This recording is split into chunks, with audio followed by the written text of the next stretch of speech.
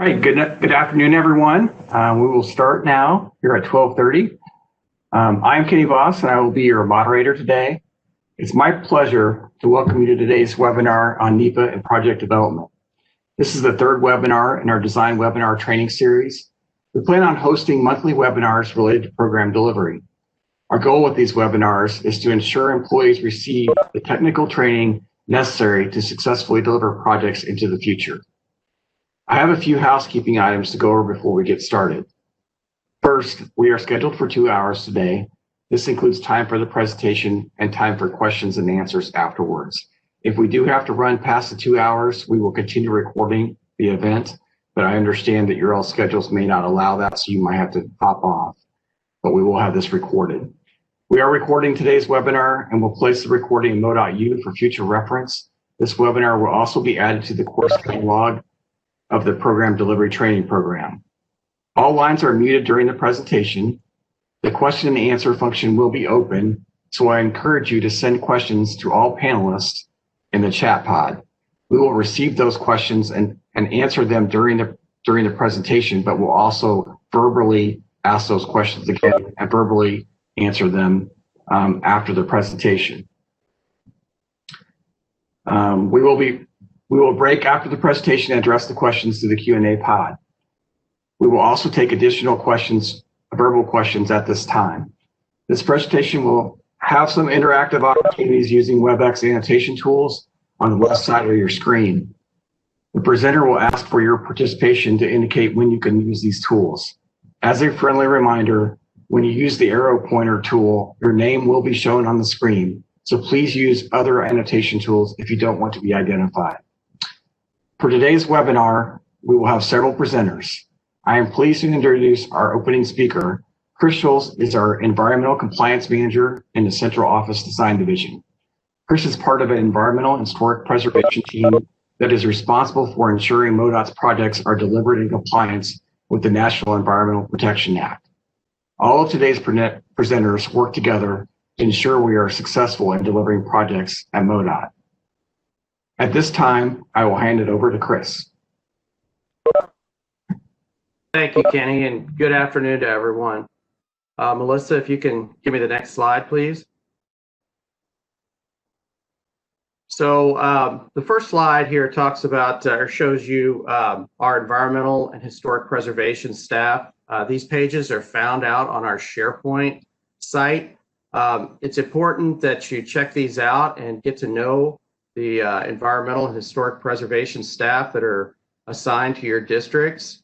It's also important to note, though, that sometimes we do switch up some jobs occasionally if we need to move folks around to help out on a specific task. But you can always contact any one of us, and we will be glad to help you find the right person to help you out. Our specialists work with design, bridge, construction, and maintenance staff from their respective districts to gather information about how a project could impact protected species and resources. It is imperative that all necessary information be provided and all parties agree regarding commitments during and after construction before finalizing consultations or permit acquisition from regulatory and resource agencies. The commitments that are used to avoid, minimize, or mitigate for unavoidable impacts to listed species or other protected resources are used to obtain the clearances from the federal and state agencies that enforce the laws. These commitments are passed along to the contractors in the form of job special provisions and standard specifications.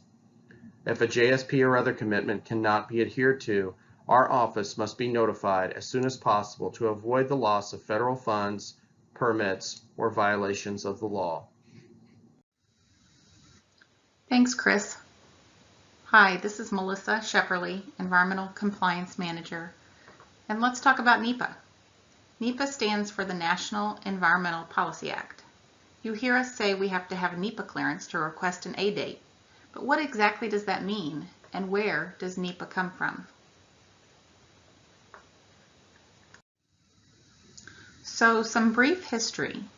NEPA was signed into law by President Nixon in 1970, and the act declared that it would be the country's national policy to encourage the productive and enjoyable harmony between man and his environment.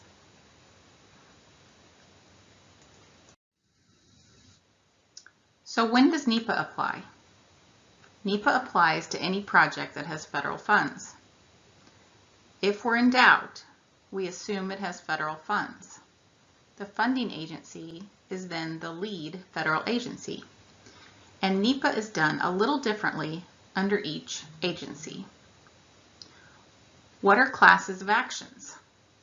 The class of action, examples PCE, CE2, EA, EIS, is determined based on impacts.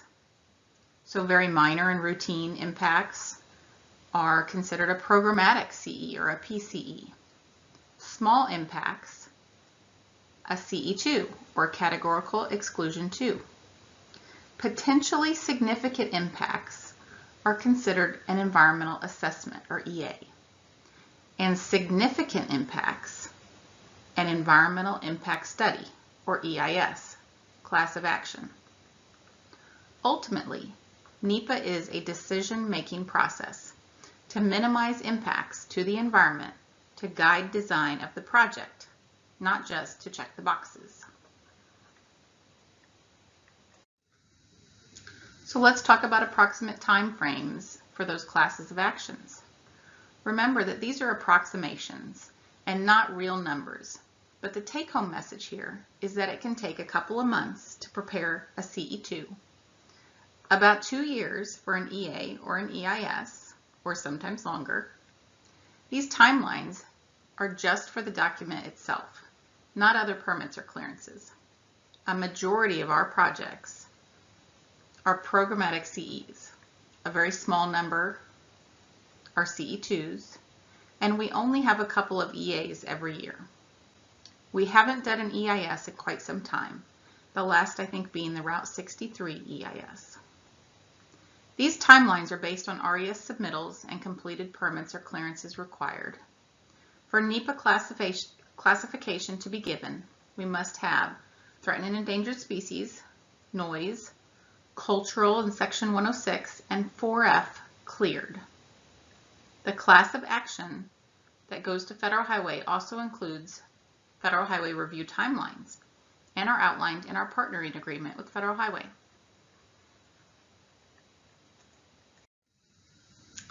MoDOT has a programmatic agreement with Federal Highway to identify projects that have little or no impact on the human environment and therefore do not require a more in-depth analysis.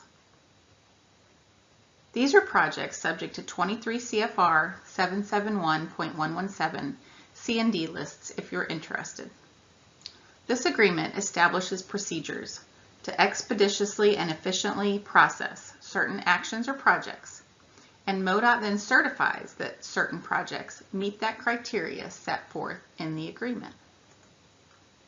There are thresholds identified in the agreement that when reached, the project then requires that more in-depth analysis, perhaps a CE2, to be sent to Federal Highway. Some of these thresholds are common among DOTs, and some are specific to some DOTs.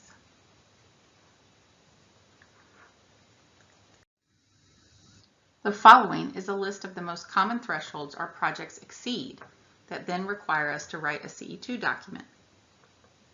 A CE2 document must be approved by Federal Highway, and this means a more detailed analysis and more documentation. It has occurred on more than one occasion that we don't know we hit the threshold until beyond the preliminary plan stage. This is why it's so important to maintain communication with staff on what is needed to make a determination.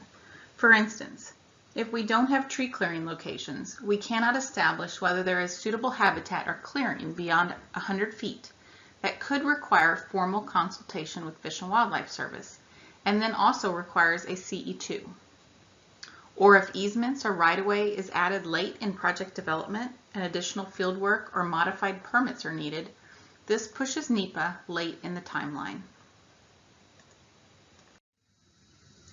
NEPA requires that we assess the social, economic, and environmental impacts of a proposed action or project. We do this for every RES submittal. In a way, we are reevaluating impacts at every stage of design in order to determine if impacts remain the same or change with any project changes. Therefore, the RES tool is important in the project timeline. Its purpose is to allow that assessment in an easy to document way throughout the life of a project. So this is the interactive component for everyone on the call. If you have submitted an RES before, a request for environmental services, please put a mark in the box and we'll see how many of you have actually submitted an RES.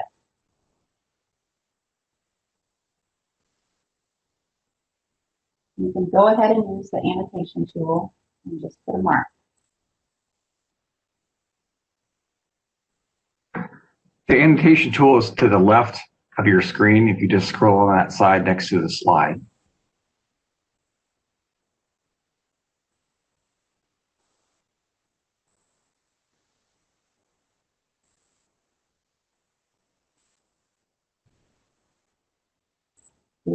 One mark and my mark.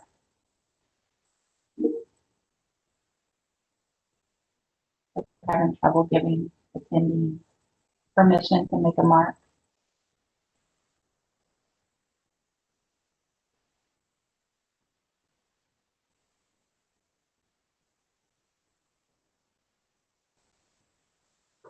Okay. Well, we'll move on. I have trouble with this one. So the next slide as well is on. That was an interactive part of the tool. What is the purpose of the RES? So the purpose of the RES here is NEPA documentation.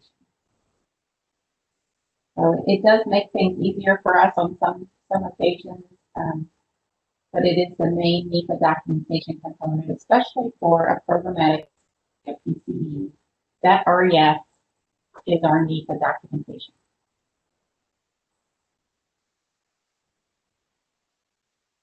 Okay, so I will turn it over to Kyle Grayson. Thanks, Melissa.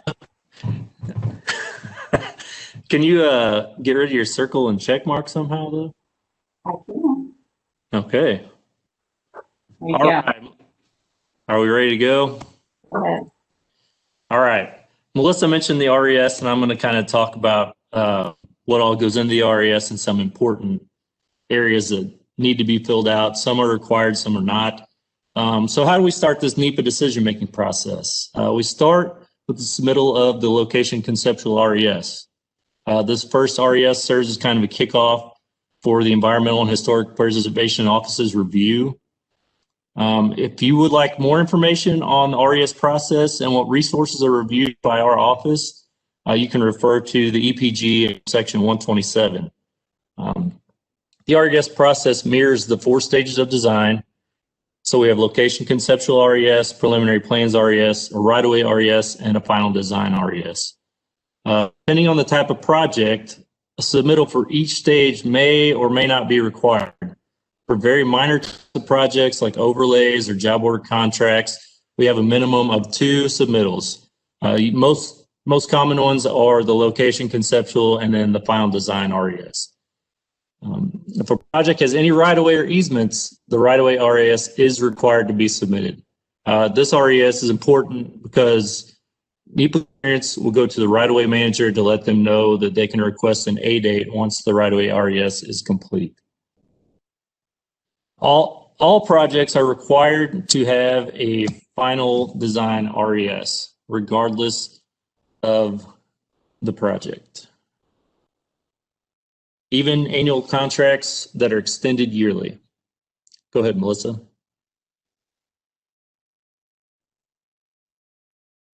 Okay, so if you don't know where to find the request for environmental services, it's on the Design Division SharePoint page, and then you would go to the Environmental Historic Preservation section on the page, then click on the RES-RER button and choose New RES Form.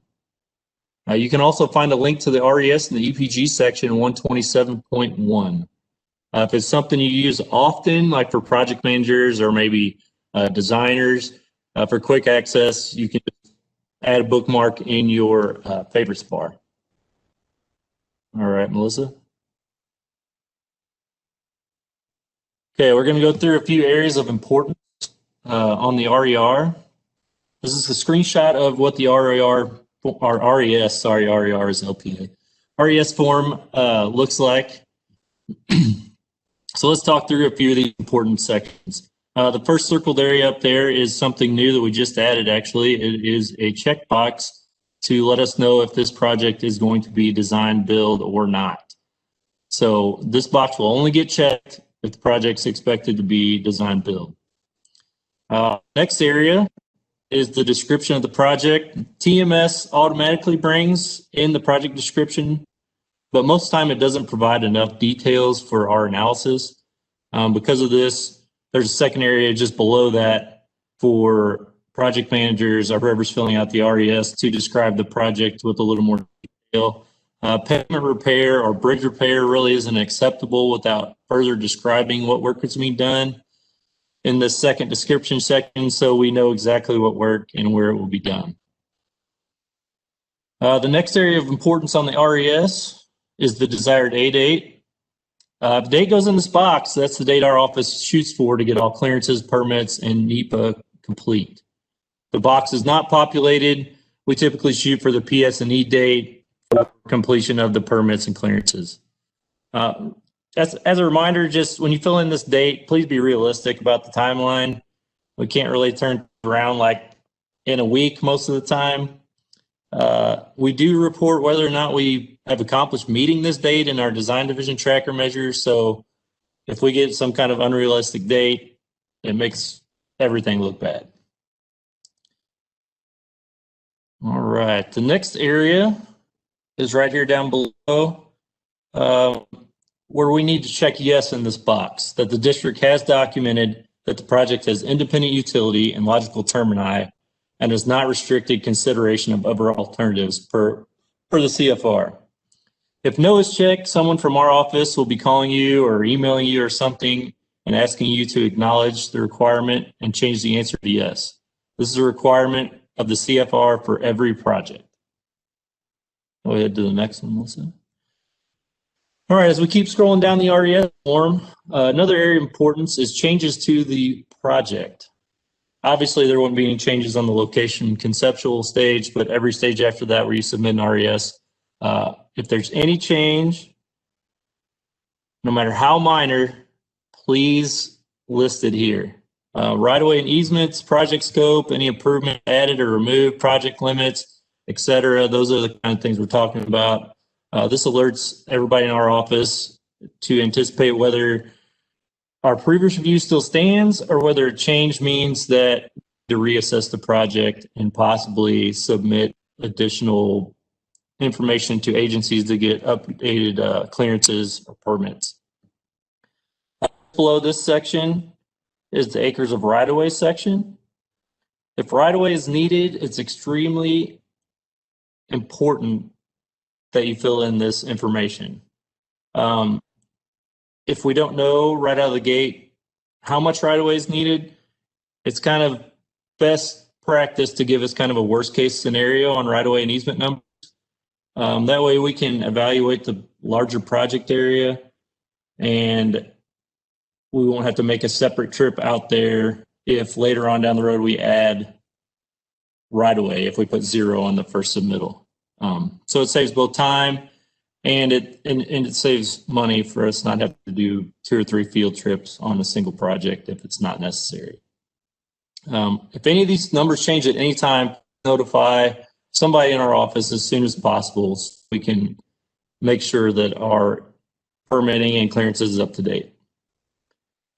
Under the right-of-way section is also a place for acres of tree clearing. So if there's any trees to be cleared, please provide a KMZ file of the location of these trees if possible, or marked up on an aerial. It's also very important that trees are not cleared without approval from our section. That can get us in trouble with Federal Highways and Fish and Wildlife Service, and we may have to forfeit federal funding or not be able to get reimbursed for federal funding for that portion of the project. All right. All right, moving on down the RES, under display information, you will see a place to include any public hearing or meeting information. Every project, no matter how big or small, has some type of public involvement. It can be something as simple as a news release or message board, or it may be something as complex as a public hearing. If you're not sure on the details of this requirement, Section 129 of the EPG is a good place to look. It kind of outlines all that stuff. Please provide any details in this location on what's planned or has already been completed by the final design stage RES. Okay, now we're going to jump down to the traffic impacts section where you find an area to include all of our detour information. If there's a detour, please provide those details. It helps with our socioeconomic evaluation. There's also going to be some new changes coming to RES that will require the design staff to check a box if detours are greater than 5 miles in a metropolitan area or greater than 25 miles in a rural area. This change is probably going to happen in the next few months, and you'll see an email when this happens as per the usual when changes to the RES form occurs. Go ahead, Melissa. Okay, known concerns. This is a section that is pretty important but tends to be neglected when RESs are filled out and sent in to us. Some of the things to take into consideration is that you guys are out there in your districts. You've been to the project site. Let us know what you saw. What do you know? Just being familiar with the area. You know, is there a dump site where people just, you know, everybody goes there to dump their junk and they can't put it in their trash can. Were there birds under a bridge if it's a bridge project? Are there any cattails or anything like that that would be associated with wetland area or, you know, stream area? This information is something we may not know based on our desktop review or even our field review. Like when it comes to, you know, this site used to be a cemetery back in the day. If we don't see any headstones and there's no record of it, and, you know, it could be a family cemetery. So that's something that people in the district might know that we don't know or don't have a database that provides. So please provide any of those details you might have, no matter how trivial they might seem. You know, it could help us out in the long run. Okay, and below the area of known concerns here on the RES is a place where attachments can be uploaded. This is where you would attach any location map, title sheet, plans, KMZ files, bridge memos, anything like that. Something to note, you can browse and select multiple files before you upload. You can't select multiple files at one time when you browse, but you can browse multiple times and attach multiple files. And it does save a little time when you're having multiple things to upload. Plus, every time you upload a file, everybody associated with that district gets an email. So they appreciate, you know, just getting one email instead of 10. All right, I think we're ready to move on. Okay, what we need to see on the RES. Again, a thorough and complete project description with accurate locations. Sometimes it's either zoomed in so far you can't tell where it is in the state of Missouri, or zoomed out so far that we can't really tell exactly where it is, you know, on the map. So it works best if you can provide a larger zoomed in area that shows neighboring towns or something like that, so we have somewhere to reference where the project is. And then another map zoomed in on the project location with maybe just a footprint outline, kind of on the worst case scenario. Let us know if there's a desired A date or anticipated PSNE and letting date, especially if the TMS system isn't populating one. That way it gives us a date to shoot for our review and our permits and our clearances. We need no tree clearing and known concerns early in submittals. The sooner we know that kind of stuff, the quicker we can address it and not delay the project. Are there any changes to the last submittal? It's a big one, hence the bold text. Changes the project can add significant time to project clearance if it's not caught early enough in the project review. Go ahead, Melissa.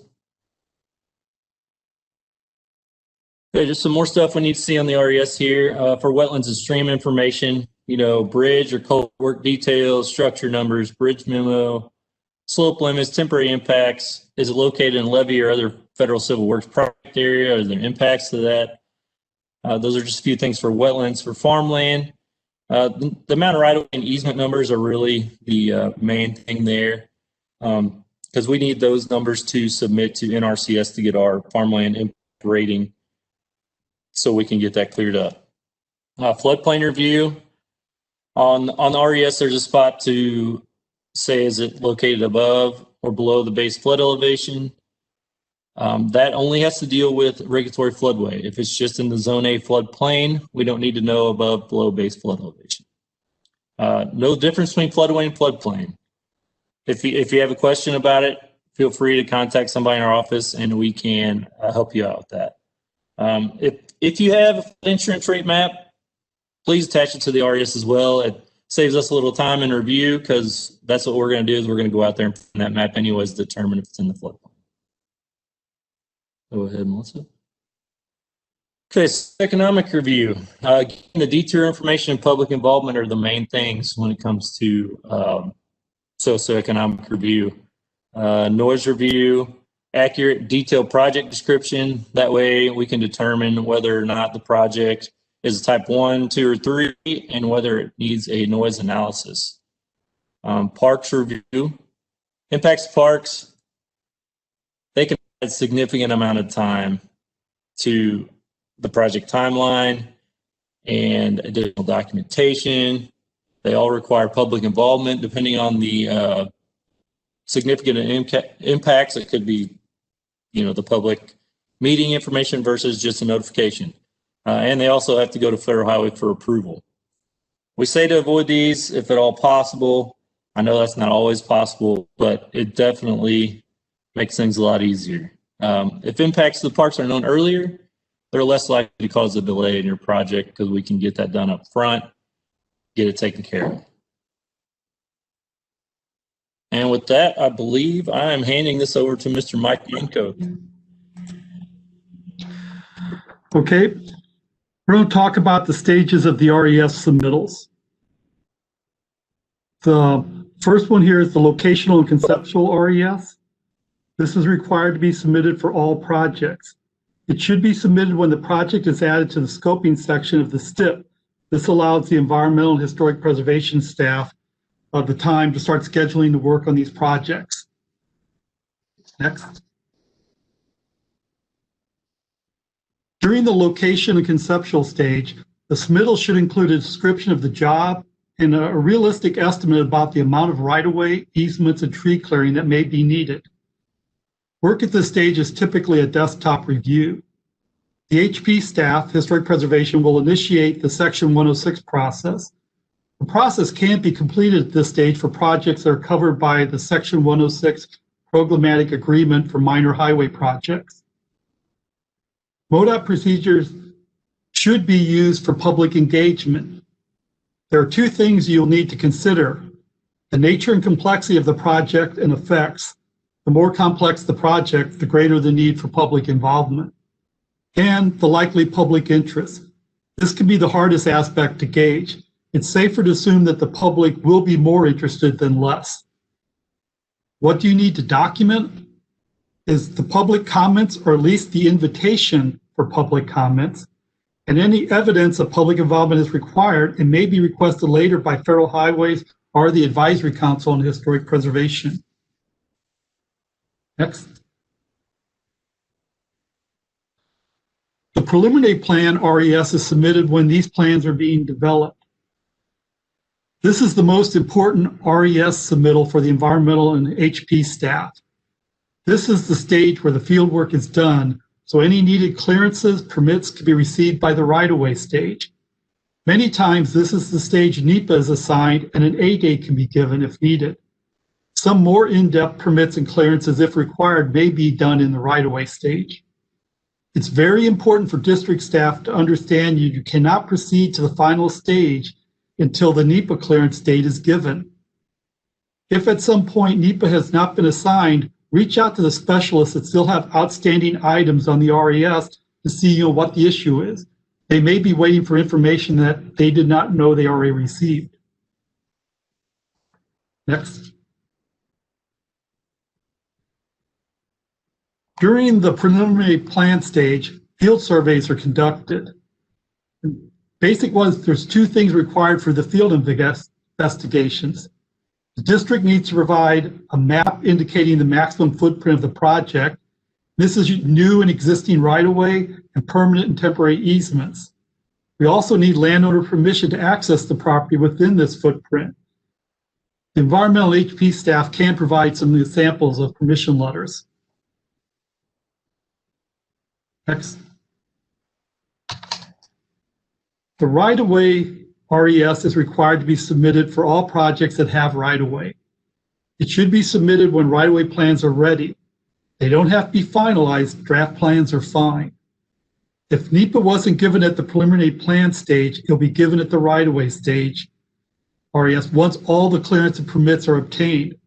Once NEPA is given, the request for the A date can be made. Next. By the right-of-way plan stage, most, if not all, clearance and permits should be wrapping up if not completed. HP staff should have completed the standard 106 process, which is our preferred method, or we have notified Federal Highways and SHPO that a phased Section 106 process is being used. The phased 106 process is used when access to enough property is restricted to prevent a standard investigation to complete the 106 process. This allows the release of the federal funds for the purchase of the property, with MoDOT making a commitment to complete the 106 process when access to the property is obtained. An A date for property acquisition can be approved upon SHPO accepting the initial phase 106 submittal, or by SHPO not responding within 15 days of our having submitted the submittal. There is a risk in using the phase 106 process.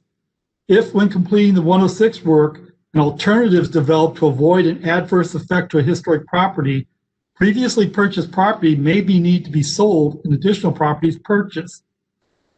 NEPA approval will allow the A date to be requested at this stage at the latest. Next. The final RES is submitted when final plans are ready or at least 60 days prior to the PS&E. These can be draft plans. They don't have to be signed. The 60 days is important because if some clearances or permits was not obtained yet, it gives staff enough time to potentially get those prior to the PS&E. I cannot stress enough that a final RES and final plan should not be completed until NEPA classification for a project has been given. Next. By the completion of the final design stage, the all environmental cleared date should be given. Phase 106 process, if used, should have been completed, and any required Section 106 agreement documents have been executed. Stipulations in the agreement document that need to be finished before construction should be completed before the PS&E date. Job special provisions, which some jobs may require to the construction contract, to guarantee the commitments made in the Section 106 agreement document or the NEPA documentation protect cultural or environmentally sensitive areas during construction are carried out. Environmental and HP staff will draft the job special provision with assistance from the district design staff. Permits and clearances have been attained if mitigation credits still need purchase, the RES can be cleared with that task outstanding. Remember that any floodplain permits and/or no rises must be provided to us and attached to the RES. Next.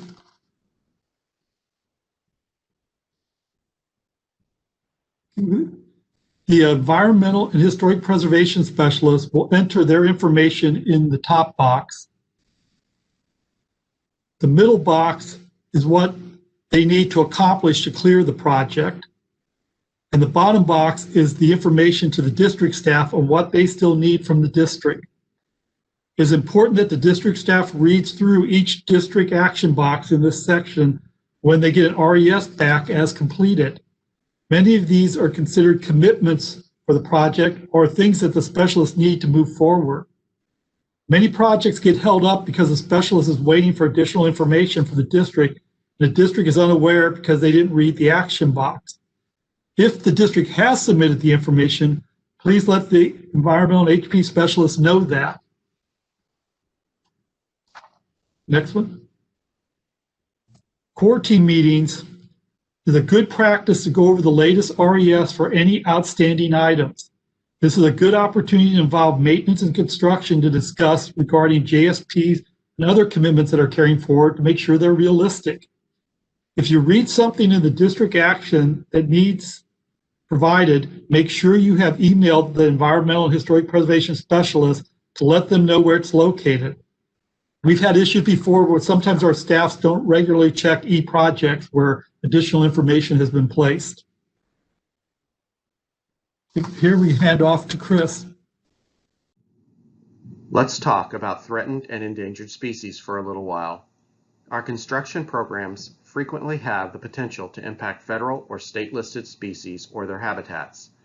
In order to continue to receive federal funds or permits issued by federal agencies, MoDOT must comply with both federal and state laws that protect rare species and their habitats. If we do not comply, it could result in loss of federal funds or permits. In the following slides, I'll talk about the various laws that protect rare species and the types of information and commitments we frequently need to obtain clearances. Next slide, Melissa. So we're going to talk about 3 different federal acts: the Endangered Species Act, or ESA, the Migratory Bird Treaty Act, and also the Bald and Golden Eagle Protection Act. All 3 of these acts protect various species, and sometimes there's confusion as to which act applies in which situation. So we'll try to explain these a little better and hopefully alleviate some of that confusion. Next. So different jobs can pose different impacts depending on what types of species are present in an area. And you may not think that a resurfacing job could impact an aquatic species, but if you have runoff from the job site into a stream, it could impact aquatic species, and it could even impact protected species that are feeding on the aquatic species. For example, gray bats fly up and down riparian corridors, stream corridors. And if you have runoff from a construction site, from a resurfacing job that can wash into a stream, that could potentially decrease the food supply for gray bats, then you could have an effect on gray bats. And so we have to look at all of these links in the food chain to determine whether or not a project could have a potential impact on an endangered species or its habitat. Temporary crossings are another biggie that we look at, especially for endangered species that are in the waters of bridge projects. Painting, repair, rehab, replacements, and demolitions of bridges also have the potential to impact species that are in the water, and also species that are nesting on the bridges themselves, or even bats that roost on the bridges. Next. So we try to avoid, minimize, or compensate for our impacts, and we always want to try to avoid impacts as much as possible. And then if we can't do that, we minimize those impacts through the use of job special provisions, and if we have to compensate through mitigation, that's the last step. So regulations and policies direct the requirement of avoidance and minimization of negative environmental impacts. That's the why. The ESA and the Migratory Bird Treaty Act are parts of those reviews that we look at. And our reviews direct the methods and means of avoiding or minimizing harm by determining how and when the actions occur. For example, sometimes we have to place tree clearing restrictions to avoid bats. Sensitive stream dates are another common JSP that we incorporate into projects. and then also the seasonal removal of inactive bird nests on bridges to avoid violating the Migratory Bird Treaty Act. We record these commitments on the RER, RES, NEPA documents, and in Fish and Wildlife consultation, and also job special provisions and plan notes. All of those types of documentations record those commitments. And so it's important to follow through with those commitments through the entire project. A lot of times we'll ask for proof that tree clearing was done at a certain time, and we'll go back and update the RES. So construction inspectors and REs, it's important to document those types of things in construction diaries. Oftentimes we'll have special conditions in like a core permit or some kind of clearance that we get from Fish and Wildlife Service that requires us to do some sort of compensation, either purchasing wetland credits or purchasing mitigation for bat habitat clearing. And we have to provide receipts, basically, or documents to show that we have carried through with those commitments. And those are also placed in the project folder, the RES. So we need to show that we have complied with the commitments that we've placed on a job in order to show that that the laws were adhered to and that we can keep those federal funds. Next. So how do we do this? Sometimes we have to have design modifications.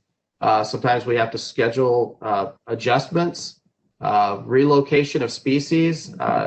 Mussel species are ones that we've had to relocate on multiple projects in the past.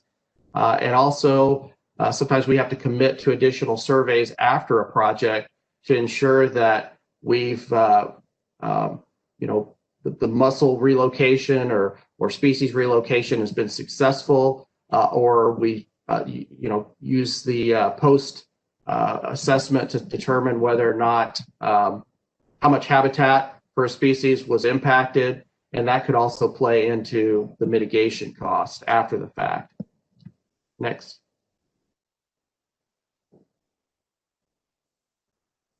So conditions applied to the construction phase include permit conditions.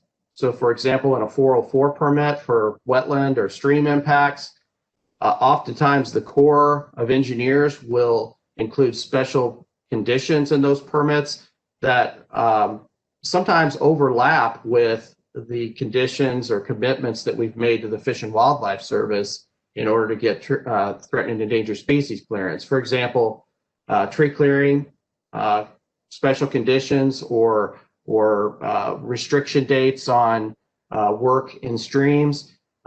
Those are commitments that are sometimes made during consultation with Fish and Wildlife Service, but in order to get our 404 permits to place fill in the waters of the U.S., the Corps of Engineers will also place those same conditions in our permits.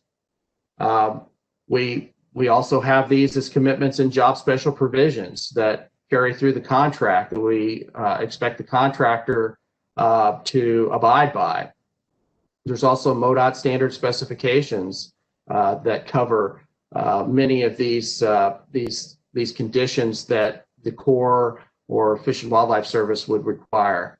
The important thing to remember is to include, not only us in the environmental section on discussions about what kind of commitments can be made, but also include the bridge division, the construction folks, and maintenance early in a project. This is very, very important because what I've learned through the years is that sometimes we, make commitments on a project early in the design phase and then find out later that implementing those commitments is sometimes challenging. So bringing in the folks that are going to carry the project through the construction phase and even after it's built to make sure that the commitments are adhered to and can be followed through on is very important. Next. So the Migratory Bird Treaty Act, this is the one that covers us or doesn't cover us, but it applies to us when we're specifically working on bridges where we often find birds nesting. And it's usually a few species of birds, cliff swallows and barn swallows, robins and eastern phoebes. Many of you are probably already familiar with some of the things that we do to try to avoid impacts to those nesting birds on bridges. And really the first, sort of the first line of avoidance is that JSP that we put in there to remove the inactive nests during the off season, the non-nesting season. And there's no permit that's required to do that. As long as there's birds as long as the birds are not using the nests, they're not considered active, and therefore they can be removed without a permit. But birds come in the springtime, they try to build their nests on the bridges, and so the JSP calls for the bridge to be maintained in a nest-free condition, and that can sometimes be challenging because it is sort of labor intensive. So if the bridge isn't under contract yet, but will be later, oftentimes maintenance has to come in and try to keep those nests off the bridge, and that can be challenging for our maintenance crews as well. So those kinds of things have to be kept in mind when agreeing to use that job special provision. Now, some people have said, well, what about nets or exclusionary devices placed on the bridges? We have to be careful with those. Obviously we can't, we don't specify means and methods to avoid violating the Migratory Bird Treaty Act. And so some states have used nets and exclusionary devices, and I think we have too in the past, although not very often. But that can actually lead us into violations of the Migratory Bird Treaty Act, because other states have had problems where their nets have actually trapped birds and resulted in mortality of migratory birds, and some states have received some pretty hefty fines for that. So we don't recommend the use of nets and other exclusionary devices that could pose lethal challenges to birds. Depredation permits to remove active nests. This is something that we started doing a few years ago, and we've had really good success with this, particularly in Northeast, Central District, and also in St. Louis, and to a limited extent in other districts. We work with the U.S. Department of Agriculture, the APHIS, which is the Animal Plant Health Inspection Service. We work with them to issue the first step in a permit, depredation permit. If they approve, then it goes to the U.S. Fish and Wildlife Service for a second round of approval. And so we have to send them a list of bridges every year that we want to apply for a permit, and then we report at the end of the year how many active nests were removed. So if this is something that you're interested in for a project, let us know. Like I say, many folks in the Northeast and Central District and also St. Louis have used this for a number of years, and it's helped us out. I often get questions about the enforcement of whether or not incidental take is allowed. So that's a term that you often hear come up when you're talking about removing birds' nests from bridges. Whether or not the Migratory Bird Treaty Act allows for incidental take. And the short answer to the question is we don't really know, because there's been various court cases, some of which have said that it does allow, some say that it doesn't allow. There's also been executive orders that have gone both ways. And so the safe route to take is to contact us, in the environmental office, and see what you can and cannot do, and if we can get you a permit to help you out. And it's always best to have that permit ahead of time. Next. This is a typical timeline for bridge projects awarded in midsummer. And you can see that this is where we talk about maintaining in the nest-free condition, prior to the project beginning. And so this is a timeline that we've submitted to Fish and Wildlife Service and APHIS to show them, how our typical timeline for projects goes, and why we need to be able to have some flexibility with removing active nests. And so this is also it illustrates how we maintain the bridges in nest-free condition through scraping or hydroblasting during that time frame from the time you remove the inactive nests until the project begins. Next, please. So nests are generally active between April 1st to July 31st for most species of birds that you're going to find on the bridges, including the cliff swallows, which you see examples there. They are the ones that build those gourd-shaped mud nests that you see up underneath the bridges, and sometimes colonies can number in the hundreds to even thousands. And so if you've been around for a while with MoDOT, you might remember years ago we had job special provisions that said, that you cannot disturb active nests between, say, April 1st and July 31st.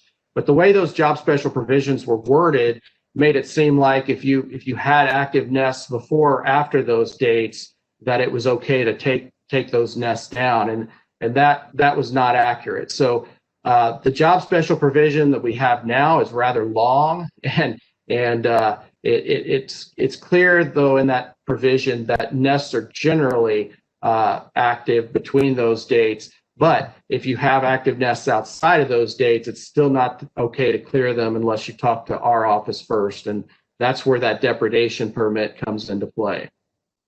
Next.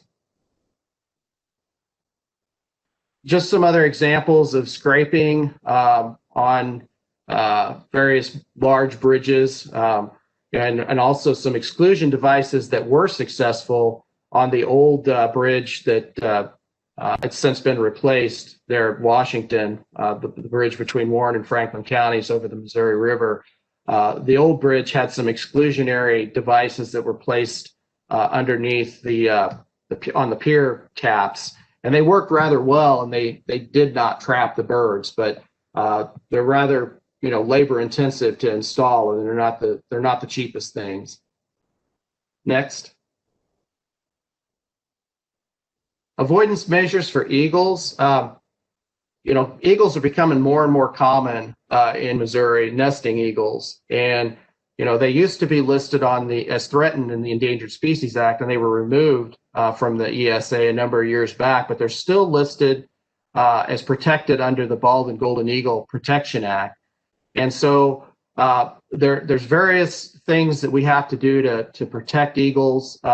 Generally, if your project is outside of a 660-foot radius from an eagle's nest, you're probably going to be okay, unless you have blasting involved with your project. Then you have to be at least a half a mile away. And so there's various job special provisions we put in contracts to protect eagles as well. But most of the time, we've been able to work around eagles' nests, by doing seasonal restrictions. Next. So a little bit about wetlands and streams. So the Section 404 of the Clean Water Act prohibits the discharge of fill material into waters of the U.S. without a permit. And waters of the U.S. can include streams, such as those on the left there, and then also wetlands, like what you see in the picture on the right. Next. So besides Section 404, there's also an executive order that was signed by President Carter in 1977 called Executive Order 11990. It's the Protection of Wetlands executive order, and it requires the avoidance or minimization of impacts, requires a public notice period for certain projects, and it also defines wetlands. And I'm not going to go through all the fine print there, but that's another important wetland protection executive order that we have to abide by. Next. So the administration of the Clean Water Act falls primarily with the Environmental Protection Agency, or EPA, and also the Army Corps of Engineers. And our day-to-day interactions with regarding the Clean Water Act are with the Army Corps of Engineers. We rarely deal directly with the Environmental Protection Agency. And the Army Corps of Engineers administers the day-to-day program, and they also develop the policy and guidance and also the enforcement of the act. Next. Also, at the state level, the Clean Water Act delegates responsibility under Section 401, which is the water quality certification, to the Department of Natural Resources. It's important to note that the Historic Preservation Office, SHPO, also regulates historic properties and cultural resources. And so we also need Section 106 clearance from SHPO in order to get a Section 404 permit. So DNR has an important role in us getting our 404 permits. Most of the time, we don't have to go directly through DNR to get 401 water quality certification for many of our permits because they have blanket water quality certification. But anytime we have an individual permit for Section 404, we also have to get an individual Section 401 water quality certification. Next. Other agency involvement with Section 404, U.S. Fish and Wildlife Service and Department of Conservation for T&E for threatened and endangered species issues, and of course Federal Highway Administration because many of our projects are funded by FHWA, and therefore we must comply with all federal laws in order to keep receiving those funds. So oftentimes if a project exceeds, say we have a project that falls under a nationwide permit, but it exceeds certain thresholds that are specified in that permit, the Corps will go and ask other agencies to comment as to whether or not they agree with allowing us to exceed those thresholds. And so that can add a little bit of time to permit issuance. And so they'll go to U.S. Fish and Wildlife Service, they'll go to the Department of Conservation, DNR, and others and say, hey, look, MoDOT's applying for this permit. It exceeds the normal thresholds, but it doesn't rise to the level of needing an individual permit. Do you all have any comments that we need to consider if we're going to issue this permit with a waiver? And so that's how other agencies can become involved in that 404 permitting process. Next. Also, other entities that are not agencies can get involved, especially for the individual permit process. The general public can comment. The Corps will put out a public notice with the general public. Anyone can comment on their thoughts on a project. Tribes, also special interest groups like the Sierra Club. So we do get a lot of comments on some projects. Other projects we don't get any comments on, other than DNR. DNR comments on all of our projects, but most of the time, if we have a large sort of controversial project, we'll get a lot of comments that we have to address before the Corps of Engineers will issue their 404 permit. Next. So just a little bit about what projects might need a permit. Next.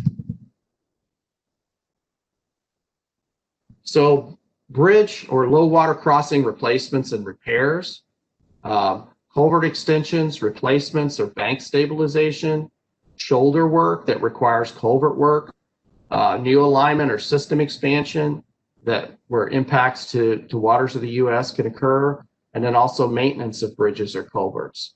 So when we talked earlier, Kyle mentioned about filling out the RES and making sure that project descriptions are complete.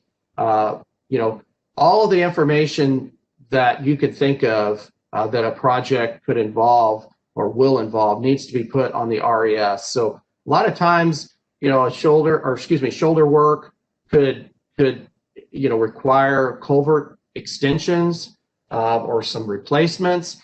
And we need to know about those and where they're going to take place, because some of those water bodies that are impacted could be waters of the U.S. or what we call jurisdictional waters that would require a 404 permit in order to do the work. So please be very, please make sure your descriptions of work are very complete so that we can know whether or not we need to get a 404 permit on a job. Next. So there's two broad categories of permits that we use, the nationwide permits or NWPs. And as far as timelines on getting those, we'd like to have at least 6 months before PS&E for STIP projects. If it's a maintenance project, we need to know as soon as possible, you know, if you're going to be doing a maintenance job that impacts a water of the U.S. This gives us time to sort of get all of our ducks in a row, basically, to be able to make sure that we get your permits and clearances in time. A nationwide permit could involve no pre-construction notification to the Corps or no PCN, or it could involve a pre-construction notification to the Corps. And so we need to know what your projects entail so that we can determine, you know, which route to go down. And then, of course, there's the individual permit, which can take a long time to get. We like to have 1 year before PS&E, but this type of permit is not usually applicable for maintenance projects. Individual permits are usually associated with large river crossings, really large impacts to wetlands, like over a ½ an acre. So those types of projects usually require an IP, and like I say, those take a long time to get. Next. So for the nationwide permit program, most of the time a project will fit into an NWP if it doesn't exceed a ½ an acre of impacts to waters of the U.S. If we have impacts over a 1/10 of an acre in wetlands or streams that we know that it's going to require a pre-construction notification. Nationwide permits don't authorize stream channel activities beyond those required to construct or protect a crossing. About 95% of our jobs are authorized by nationwide permits. That number actually may be a little bit higher recently, because we don't generally have projects that rise to the IP level. Next. So the nationwide permit 14 is the one that we use for most of our STIP jobs. This is the nationwide permit that's for linear transportation projects. It's used for new or replacement bridge or culvert crossings and culvert extensions. And it also covers temporary construction, access, and dewatering. So there is a provision in Nationwide 14 that allows for a temporary crossing. A pre-construction notification is required for stream impacts that are greater than a 1/10 of an acre, and for any impacts to wetlands. So that's why, you know, if you're looking at the RES and it says, you know, in the environmental action that a field trip is necessary to determine if there's any impacts to wetlands, that's what we're going out to determine. You know, if there's any wetlands at all on a job and we're going to impact those, then that definitely triggers a pre-construction notification. So there's other things that will also trigger a PCN, but that's really the main one that we're looking for on a nationwide 14. Next. Also want to mention the culvert embedment requirement, and that's also found in the EPG, but we do still get some questions about that. Any culvert that's greater than 48 inches must be embedded below the stream bottom at least 1 foot. Culverts that are less than or equal to 48 inches must be placed at grade with the stream bottom. If the stream bottom is non-erodible, such as bedrock, culverts don't need to be embedded. Highly erodible stream beds, the culverts need to be embedded deeper to lessen the chance of future perching. And you can see down there at the bottom, the two different culverts. Mainly it's for aquatic organism passage. Fish and invertebrates and other aquatic animals aren't going to be able to to move upstream and downstream of that culvert that's there on the left, but they will be able to do that on the right. And so that's the main reason for the culvert embedment requirement. There are cases when we have been able to get waivers for that, depending on the circumstances, but we have to work directly with the Corps of Engineers to be able to get that waiver, and there's no guarantee that we can get that. Next.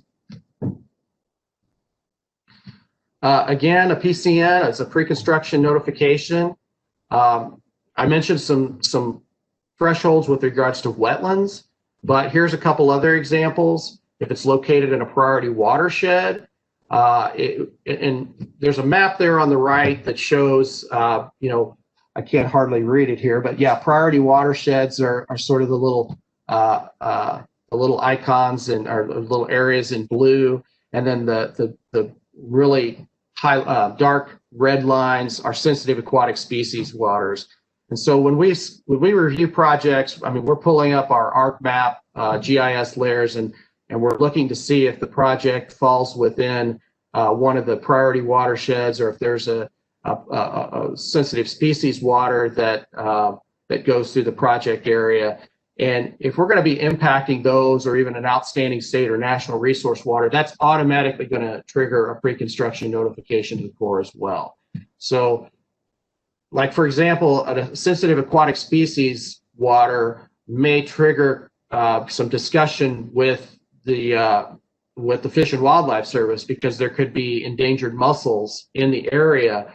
But even if the Fish and Wildlife Service says, "Oh yeah, we agree, there's not going to be any effect on those from your project," we still have to go to the Corps of Engineers and do a pre-construction notification, even if there's actually no effect on the endangered species that are in the water. It's just an extra sort of layer of security to protect those species through the 404 permitting process. Next. So Section 401 certification for nationwide permits is we generally have a blanket coverage. We have an MOU with MDNR where we agree to adhere to stipulations in lieu of an individual 401 water quality certification. So oftentimes when you're reading your RES response from us, it will state that, you know, this project is covered under such and such a nationwide permit, and the district has to adhere to make sure that the contractor adheres to, you know, all the permit conditions and the general conditions, and also the Section 401 water quality certification stipulations. And that's what that's referring to. Next. So here are those 9 stipulations that are currently in our MOU. I'm not going to go through every one of them, but the biggies that come up all the time seem to be, you know, what kind of suitable material is okay to use, you know, for bank stabilization or to place in the water of the U.S. And you can see there under number 3, where it talks about fragmented asphalt or broken concrete with exposed rebar, large slabs of unbroken concrete, or grouted riprap. Those cannot be used for bank stabilization. And so we still get questions and comments about that occasionally. But basically, if you're gonna have a project that you're gonna rip the bridge deck off and use it to stabilize the stream bank or stabilize the fill slopes beneath the bridge, you need to make sure that there's no asphalt, that's removed, and also, you know, no rebar that's exposed, and also that the slabs of concrete are broken up into suitably sized pieces. Next. So the IP program, again, that's for impacts greater than 1/2 acre. It's used for projects that are, you know, big river crossings, but also with many cumulative impacts. You can see there's multiple crossings involved with that particular job. And so those are large projects with large amounts of impacts. And so those will oftentimes fall under the Corps, or excuse me, the individual permit program. But the Corps does have some discretion. They can look at this and say, okay, each individual crossing requires a separate permit. and they will do that, especially for projects that have just a few crossings. But when you've got something like this, depending on your regulator, you're probably going to have to go with an IP. Next. So the Section 401 certification for individual permits. So that is that's something that we have to apply for separately, and I'm not going to go into great detail, but that's a process that is changing. It's in the process of having been changed. New rules went into effect from the EPA in September, and we've been having some discussions with DNR and the Corps on some of our bigger projects that are going to require individual 401 water quality certification. There's a lot of confusion right now with both the Corps and the DNR, but they've been really good to work with, and we're trying to work through the processes. But it used to be that the public notice for the 404 and 401 could go out at the same time. Now there has to be a separate 401 water quality certification public notice from the 404 public notice, and there also has to be a pre-filing meeting that has to be scheduled with DNR prior to requesting water quality certification. So those are just some of the things we're trying to navigate right now. So bear with us. These are changes that have come down recently, and it's not for us, doing something wrong in the state of Missouri, but I understand it's probably from things that have happened in other parts of the nation. And, the DNR has used the analogy that, if you've got a kindergarten class and one kid does something bad, the whole class has to suffer. So that's kind of where we're at with these new processes. Next. So other permits that affect 404 and 401, there are other things that we have to get permitted in order to get our 404 permit. Next. Section 408 is a biggie, and if any of you have had to deal with a project where we've had to get Section 408 clearance, it's very frustrating in many cases. It's frustrating for you, and it's frustrating for us because it can really throw a wrench into your project timeline. This is a section that used to be, anytime we would impact a levee, we knew we would have that there was a Corps of Engineers jurisdiction levee. We knew we would have to get 408 clearance, but it's morphed into a lot of different things over the past few years. And so anytime you're around a levee, going to impact the levee, sometimes the navigational channel of a major river like the Mississippi or the Missouri River, any type of structure in the river that could be impacted, that's going to require 408 clearance more than likely, or at least some sort of 408 review. And this slide says, a Section 408 permission letter has to be received. They've kind of changed up the process to where we don't necessarily get a 408 permission letter, but it's all internal to the Corps right now. And when you go to apply for a 404 permit, the folks that review the 408 permissions are supposed to be talking to the 404 people and letting them know when they've completed their clearance, and then you get your 404 permit. Next. So that just is an illustration of, a levee on either side of a river, and then also the river channel itself. And so this could be like the Missouri River, and you would have to get a 408 permit for any impacts to the river itself, the levees, or within a buffer area on the landward side of the levees too.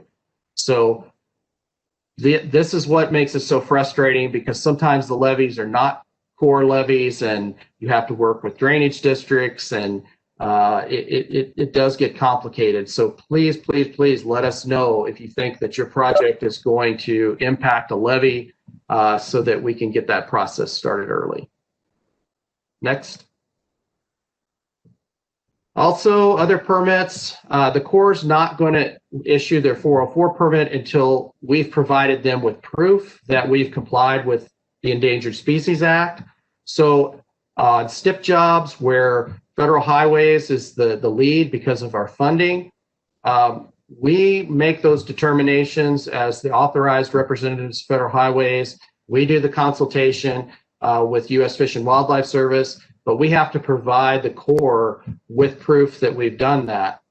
It's the same thing with Section 106, which Mike is going to talk more about here in a minute.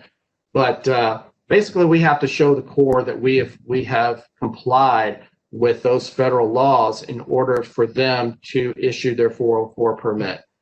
Generally, they agree with what we provide to them. Sometimes there are hiccups, though, and we do have to give them additional information. If it's a maintenance project, then things change a little bit because the Corps then is the lead federal agency. There's no federal highways dollars involved with many maintenance projects that we do. So the Corps becomes the lead federal agency, and we just have to work through those with the Corps and let them go through their processes. Next. I just want to mention, the importance of teamwork. This particular project was one in the Central District that we just completed recently. This is a project where we involved our partner agencies, our regulatory agencies early in the discussions, Fish and Wildlife Service, the Corps, Department of Conservation, and then all of the internal customers, the stakeholders at MoDOT, including the construction folks and also Bridge. And this is Gasconade County Route T over the Burbus River. We had a pretty important mussel bed in this location, and so we had a lot of discussion early on about how we were going to protect those species and how we were going to get this project moving forward, because it did require formal consultation with Fish and Wildlife Service. We worked with them to do mussel surveys and relocations. We worked with Bridge and construction to develop job special provisions to help protect the species. And it was important that we had Bridge and construction involved in those discussions because we knew exactly what we could follow through with. The promises that we made, the job special provisions that we used, we knew what we could follow, what could be followed through with. And so, we had discussions about, well, can you design, and specify the design for a temporary crossing? And, through those discussions, it was like, no, you can't really tell the contractor you have to do this or this, but, we want to make sure that there's a certain amount of flow through those pipes to be able to protect the mussel habitat. And so we were able to come up with job special provisions that protected water quality and provided a certain amount of hydraulic opening that worked really well in the end. And Fish and Wildlife Service has commented to me on multiple occasions just how great this job was from a consultation standpoint. And it's just sort of a model project that worked very well. And I don't know, I asked Bill Dunn from Bridge to join us today. I don't know if he wants to say anything or if he's able to say anything, because I think he's just logged in as a participant. But Bill was involved with this project, and it was great working with him. And it's just sort of a model project that I talk about with our team internally about how things should go in the future.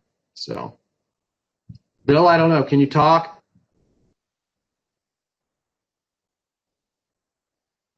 I guess not.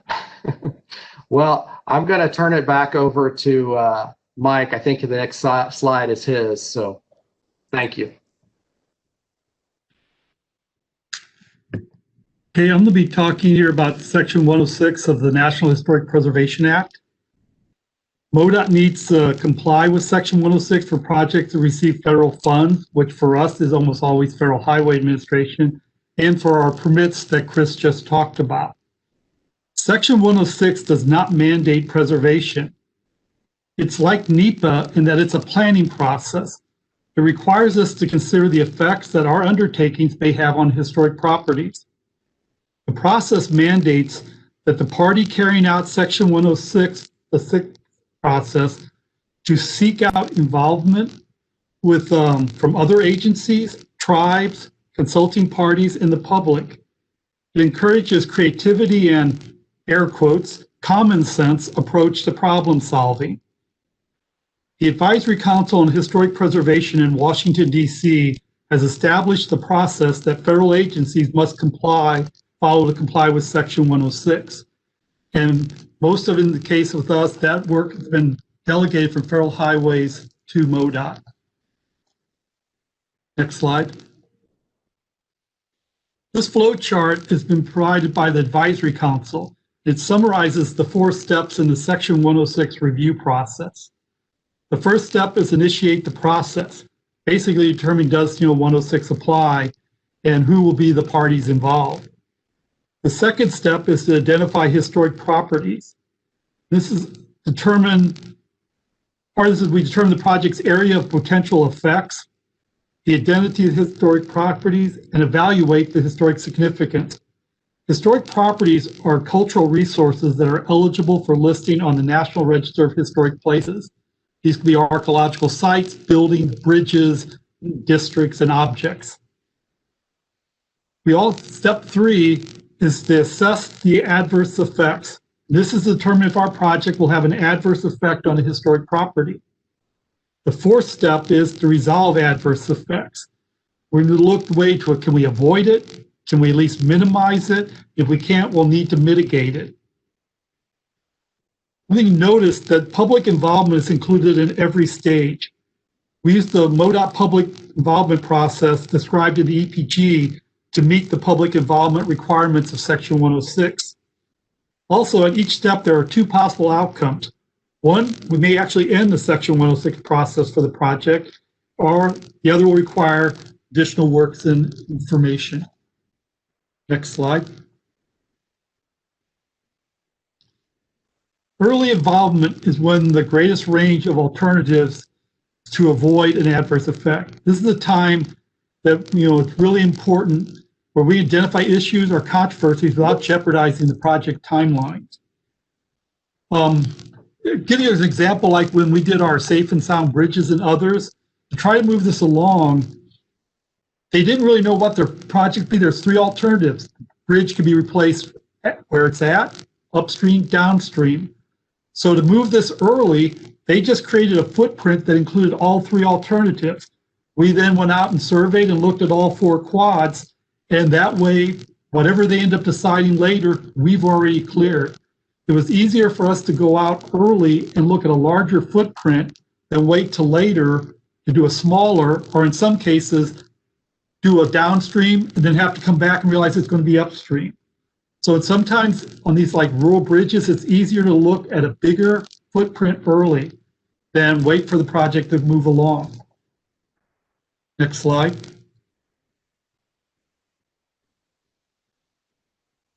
Okay, determining the areas of potential effects. And this is, for most of us, this is the footprint of the project. This could be the new right-of-way with the existing right-of-way and temporary and permanent easements. But we're also required to be looking at indirect effects. And there you can see we have a buffer going off of this. Because sometimes, like we may be avoiding a building, but we could have, the project could have an adverse effect on the characteristics of the property by introducing new elements such as a change in view shed or change the access of the place. They also can introduce noise and pollution issues. So we look a little bit beyond the footprint. It's mainly for buildings. Next slide. Again, the steps in the 106 process. The first one for us is to identify the historic properties. This can involve the phase 1 archaeological survey to locate sites.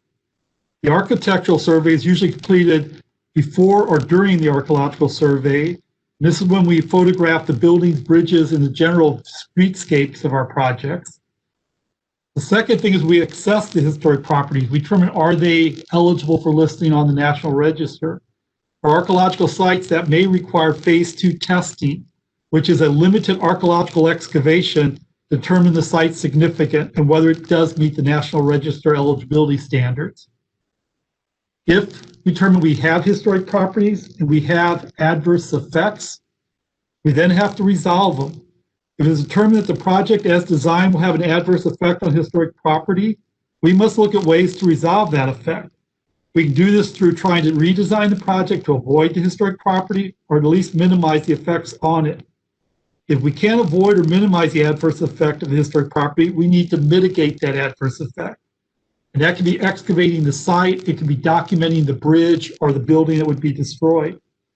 This does require a memorandum of agreement, or MOA. This is a legal document which is developed specifying the measures that will be used to mitigate the effect on the historic property. The MOA is, like I said, legally binding and is signed by the Commission, the SHPO, and Federal Highways.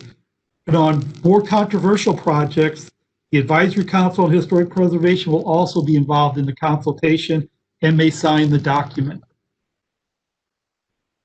Next. I also want to mention some of the examples of common adverse effects that our MoDOT projects have. The most common is the destruction of the resource.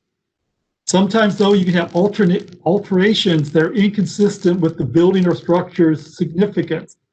An example of this is replacing a concrete guardrail on a historic bridge with a modern guardrail.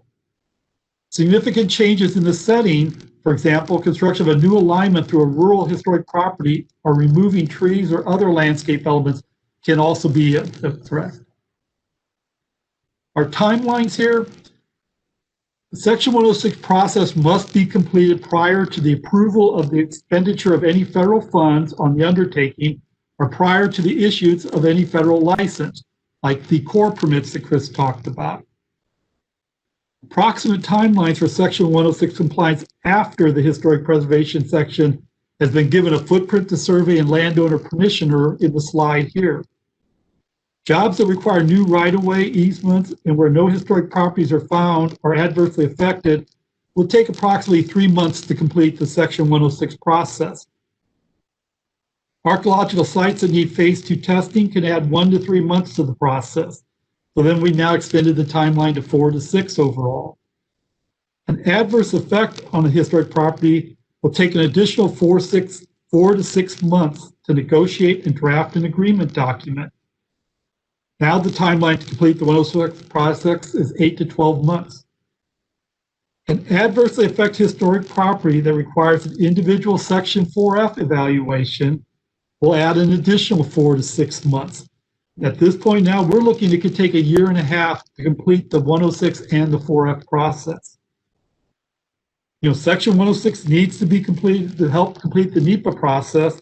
The NEPA process is needed to establish an A date. Next slide. The adverse effect of historic property is the start of the process to take time that will need to factor into the project development process. From the time a property is acquired, it usually takes 6 to 9 months to do the field work, prepare documentations, in the cases of building and bridges, to take photographs and get SHPO's approval of those photographs before the building or bridge is demolished. There will also be commitments made that some of these have to be done before the project lets, others can be completed afterwards. Next slide. It's important for architecture that the property is purchased intact. The former owner may want to salvage elements from his property. They can do that, but first we need to document the structure before they salvage any of the elements. So we need to coordinate with them. If there's things they want in this building, we can work with it. We just need to go out and photograph it all before they do take those elements away. We also need to advertise historic bridges. This usually takes about 1 year. We actually only advertise it for 6 months, but it starts 1 year beforehand. So we have time, if someone actually wants the bridge, to work out the agreements before we can turn it over to them. For major river bridges, we try to start the process, 2 years to 18 months before the letting. Next slide. These are just some of what recently what we consider some red flag issues that have come up. These two projects were all repaving.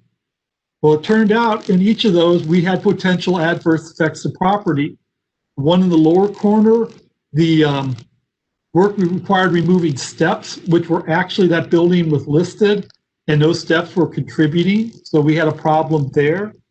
The one on this, the one above, it's a historic streetscape in which the sidewalk was considered. So those were things, it was a repaving job, but because we were going to do ADA improvements on the pedestrian facilities, we had 106 issues. Next slide. Here's another example with repaving jobs where we had problems. One above, the district picked up because it was pretty straightforward. There was brick sidewalks. It's a historic district, and those brick sidewalks were contributing to its significance. In this case, we were able to work with the community and replaced it with a modern brick sidewalk. One of the lower thing kind of really threw us because it was an old beat up concrete sidewalk, but it too was part of a historic district and was considered contributing. At least in this case, we were able to argue that that concrete sidewalk was actually had poor integrity. And if we built a new concrete sidewalk like it, we were not having an adverse effect. But it took several months to negotiate that. Next slide. Here again, these are two historic houses. We had some road widening. We knew we were missing the houses, but in each case, we ended up having a 106 issue.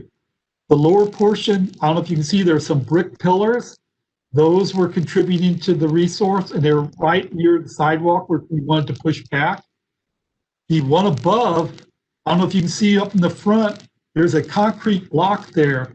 That is actually a carriage step. And that was also contributing to the house's historic significance. That was on our right of way. So again, these were jobs. We missed the houses, but because we were hitting parts of them that were considered to contribute to their historic significance, we had some 106 issues. Next slide. This is something we need to watch out for, and you can see that out there. The State Historic Preservation Office, the SHPO, kind of helps determine what is significant. And right now in Missouri, a really popular topic is tourism. There's a lot of Ozark tourism that's over 50 years old, and they consider it to be historic. And so in the case above, that was actually a gas station associated with Route 66. And below were some tourist cabins. If you see things like this that may be related to old tourism, that's something to bring up in the RES, because right now the State Historic Preservation Office is really big on old tourist facilities in the Ozarks. Okay, next. Again, we're saying here, there's additional information on 106 you can look. We have on the left some general information on MoDOT's webpage, and that includes some stuff with the historic bridges and our free bridge advertising. And for more specific and project related what you do, I would recommend going to the EPG chapter 127.2. We have far more detailed information there if you have questions. Thanks, Mike. Now back to elements of NEPA decision making. Public involvement includes opportunities for the public to participate and comment on projects. Public involvement is required on every project. Documentation on public involvement should also be done on every project. For projects that are a CE2, EA, or EIS, documentation must be included with the NEPA documentation in the RES, e-projects, or as part of the administrative record for an EA or an EIS. For projects that are a programmatic or PCE, referencing the EPG is sufficient for documentation. If Federal Highway would request those documents, they would then have to be provided.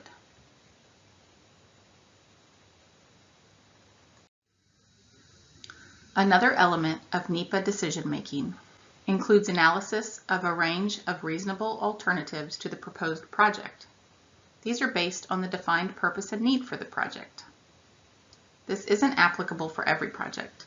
Not all projects have alternatives, but you cannot make final design decisions that impact alternatives prior to NEPA being completed. Included in this discussion is early or advanced acquisitions. If a parcel or parcels are being acquired early due to hardship or some other reason, the purchase of that parcel cannot influence the NEPA decision.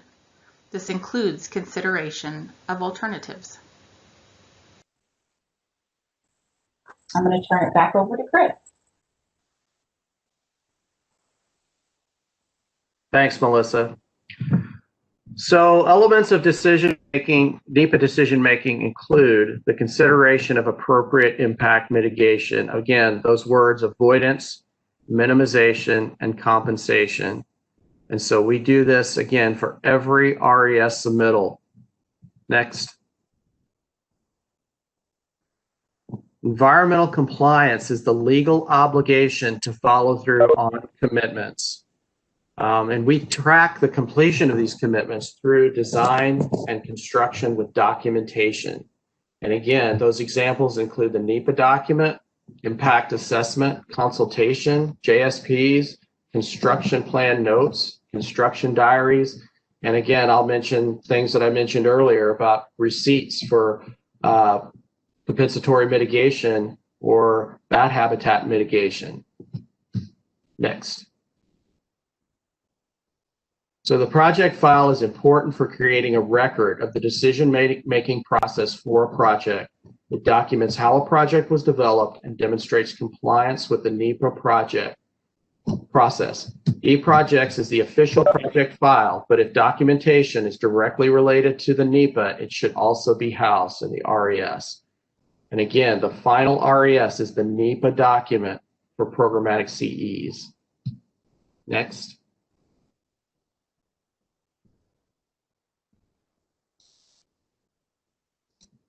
So for reevaluations, we have to do those 3 years, if it's been 3 years since the last project advancement, or changes in the design or scope, new or modified laws and regulations, circumstances or project area changes, or new information in general.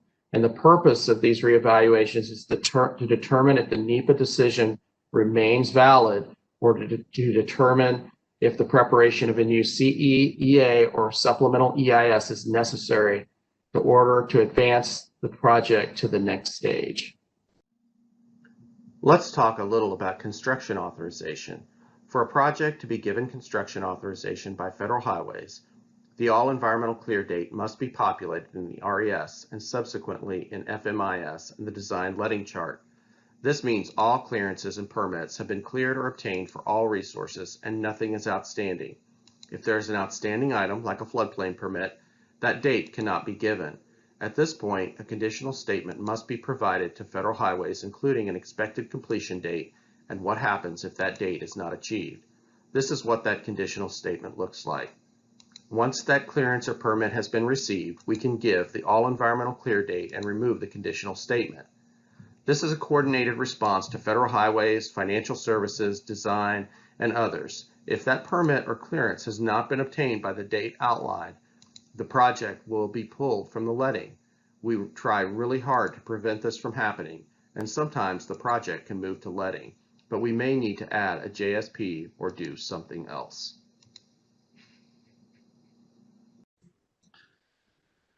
You see, early involvement is something we're repeating a lot here, and we can't stress that enough. For LPA and any type of cost share project, it's important to have early involvement of the environmental and historic preservation section. Knowing or contributing to how the scope is determined for cost share projects help us schedule work and know what our commitments are. Many times we also need to follow the money to determine who the federal lead is, if there is one. And this all influences on how we clear projects. Alternative project delivery methods such as design build, ATCs, and grants can change how the typical process flows. Early and continual involvement can help make things run more smoothly. Okay, back to Chris. So at this time, I want to provide some answers to some common questions that we often get. How do I know if there are changes to my project? Well, the answer is to notify environmental or historic preservation with an email to the district group. For example, CD RES, that's the central district, so CD space RES. Submit a new RES if the latest RES has already been completed, or modify the latest RES if it's not completed. So that's what to do if you have changes to your project. Oop. So what is different if my project has right-of-way or easements needed? Well, the answer is to obtain right of entry from the property owners as early as possible in project development and submit a right-of-way RES. So remember, if there's right-of-way involved, that creates a longer time frame for us to deal with. I mean, as far as getting T&E clearance, you can't get right-of-way cleared until you get T&E and 106 cleared, and so you need to kind of account for those extra long time frames if you're going to need right-of-way or easements on a project. Next. What if I'm ready to proceed past preliminary design and I don't have NEPA approval yet? Do not proceed. Consult the RES to determine what is needed or outstanding and contact the specialist for that resource. Remember, T&E, cultural, noise, and parks must be cleared or not applicable to give NEPA approval. What if I just submitted a preliminary plans RES and it's now 60 days before PS&E? Do I still submit a final RES? Yes, all environmental clear cannot be given without a final RES.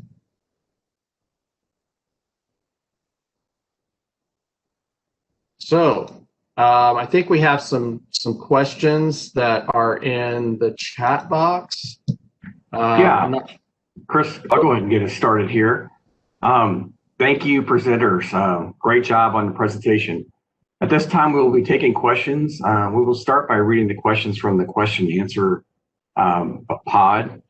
We will then open the floor for verbal questions, and Jessica will go ahead and unmute those that have raised your hand. So within the list, you can actually choose to raise your hand within WebEx, and we'll try to pick whoever's in order if you have that verbal question.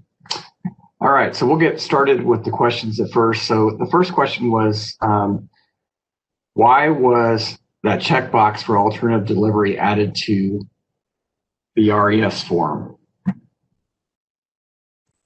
So this is Melissa, I'll take that. So the checkbox was added because we have consultants working on our project as internal contractors.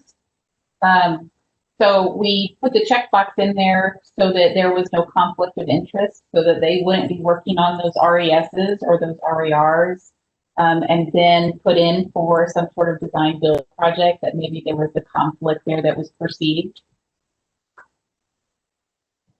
All right, thanks, Melissa. Next question is from Jeff Franks, and it's the question was, is the A date automatically filled out within the RES? If the question is about the desired A date, that is not automatically filled out in the RES. Whoever's filling out the RES must input a desired A date. All right, next question is, can a preliminary RES be submitted without having to submit a conceptual RES? And it's related to many times projects go straight to the preliminary stage. Sure, you can always skip a location conceptual RES if projects get automatically into that stage. I would just caution that you allow enough time, remembering that preliminary plans RES is where we start doing all the field work. So we'd be a little bit behind since there would be no desktop review, but we would be needing a little more time to get that review done. All right, after an RES is submitted, such as by a designer, can someone like a project manager edit the application? Usually an administrator can only edit after it has been completed. So after it's been completed, the only folks that can modify the RES is a couple of us in our office. And that's why I say if there's changes to the scope or design of the project and that RES is completed, a lot of times your best bet is not to modify, but to submit a new one for the same stage.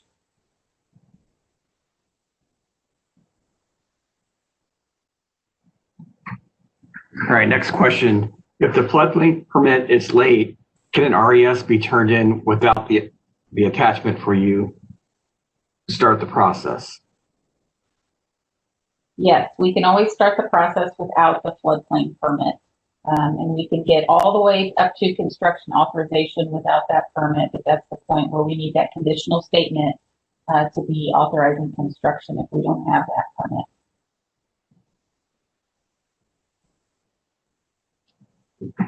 All right, at this time, we'll go ahead and take verbal questions. Does anybody have their hands up? So within WebEx, you can actually raise your hand.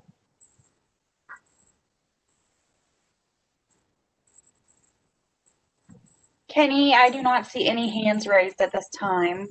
I'll give it just a few minutes.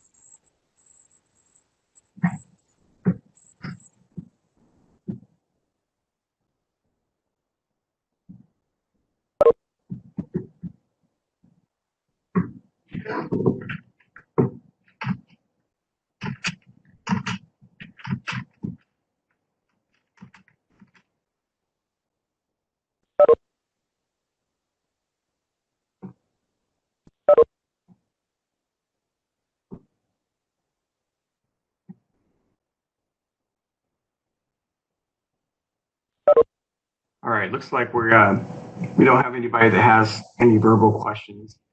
The environmental and historic preservation staff have included their contact information in the presentation for reference. If we didn't get to your questions on this topic today, please reach out to them. We talked about early communication. Just make sure you're reaching out to your contacts within, your district locations. Hope today's presentation provided a better understanding of what environmental and historic preservation considerations are necessary to ensure successful delivery of your projects. Thank you for participating in today's webinar. We appreciate any feedback on how we can improve the format or the content of future webinars. As we wrap up this webinar, we will be registering your participation in Mo.U. The WebEx system allows us to track who is attending by computer, but we do not know who may have been attending as part of the group or a call-in. We did notice during this presentation that we had 2 people that called in. We know about one of them, but we don't know about the other. If you are in attendance but not signed into WebEx, please contact Jessica Gobin by email so that we can give you credit for today's training. I want to remind everyone that our next webinar is on project programming. It is scheduled for January, but a specific date has not been set up yet. This concludes our webinar for today. Thank you for your participation.